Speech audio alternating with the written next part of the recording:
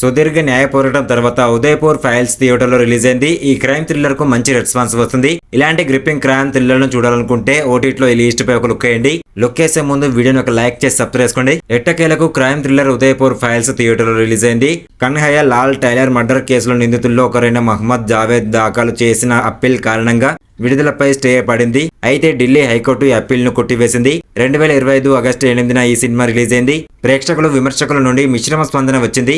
ఇలాంటి crime thriller మీరు ఇష్టపడితే ఈ లిస్ట్ అస్సలు స్కిప్ చేయొద్దు. ఓటీటీ ప్లే ప్రీమియం లో ఆస్వాదించగల 5 బెస్ట్ క్రైమ్ థ్రిల్లర్లు ఇక్కడ ఉన్నాయి. వీటిలో ఫస్ట్ మూవీ పేరు వచ్చేసి Raman Raghav 2.0. Raman Raghav 2.0 psychological crime thriller movie. Serial killer Raman Raghav జీవితం ఆధారంగా 1960 దశకంలో ఈ సినిమా తెరకెక్కుతుంది. చారిత్రాత్మక వ్యక్తులను ఆదర్శంగా తీసుకునే సీరియల్ కిల్లర్ రామన్న అనే కాల్పనిక పాత్ర తన అంతరంగ దయ్యాలతో పోరాడే రాఘవన్ అనే పోలీస్ ఆఫీసర్ చుట్టూ ఈ చిత్రం కేంద్రీకృతమై ఉంటుంది.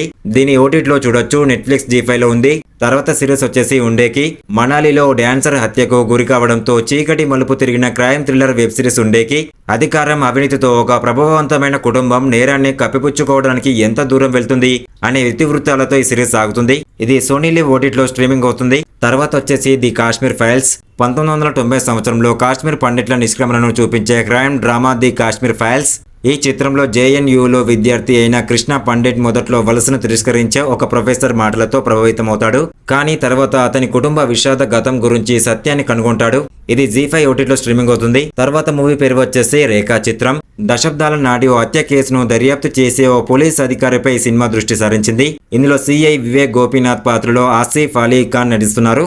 1985లో కాతోడు కతోరం చిత్రీకరణ సమయంలో అదృశ్యమైన రేఖ అనే యువతి మిస్టరీని ఛేదించడానికి ఆయనను నియమించారు. ఇది సోనీ లివ్ ఆహా ఓటీటీలో అందుబాటులో ఉంది. తర్వాత వచ్చేసి silence can you hear it. ఓ యువతి హత్యకు గురి కావడంతో ఏసీపీ అవినాష్ వర్మ విచారణ మొదలవుతుంది.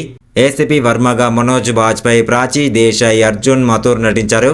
రిటైర్డ్ జడ్జి కుమార్తె పూజా చౌదరి అని గుర్తించే ఒక మృతదేహం పర్వతంపై కనిపిస్తుంది. దీని చుట్టూ కథ తిరుగుతుంది. ఈ మర్డర్ మిస్టరీ G5 ఓటీటీలో స్ట్రీమింగ్ అవుతుంది. ఇలాంటి ఇంట్రెస్టింగ్ మూవీ రివ్యూస్ కావాలనుకుంటే మన ఛానల్ వెంటనే వెళ్ళి ఒక లైక్ ఒక సబ్స్క్రైబ్ చేసుకుంటా. Thank you.